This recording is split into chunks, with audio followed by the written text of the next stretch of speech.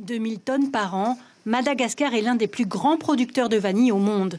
Mais après le cyclone du mois de mars, l'or noir est encore plus rare et cher, occasionnant des vols et même des meurtres.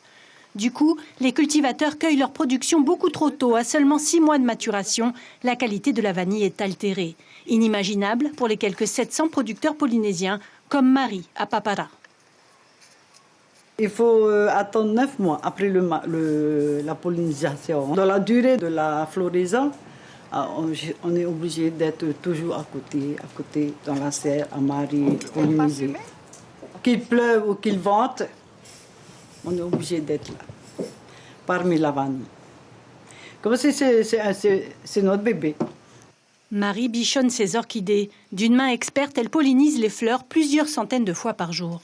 On a 2 types de vanille, il y a les tahitensis, les vanilles Tahiti et les hapapé. Ouais. Mais pour la vente, c'est bien les vanilles hapapé. Ouais. Parce que c'est gros, alors ils pèsent vite. Aujourd'hui, le prix au kilo de la vanille préparée de Madagascar atteint 500 $, quasiment le même prix que la vanille de Tahiti. Or, la vanille Bourbon est destinée aux industriels, la vanille de Tahiti à la gastronomie et au marché de luxe.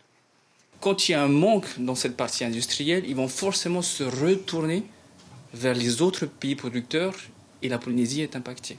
Nous, on reçoit des demandes, on va dire, quasiment tous les jours par mail. Donc les autres exportateurs polynésiens locaux, en fait, eux aussi doivent recevoir d'énormes demandes. Mais ce qui se passe à l'heure actuelle, c'est que même au niveau de la Polynésie, on a aussi des soucis de production. Qu'il nous faudrait au minimum donc produire pour satisfaire éventuellement la demande, ça serait d'exporter 20 tonnes, donc produire 40 tonnes de vanille mûre.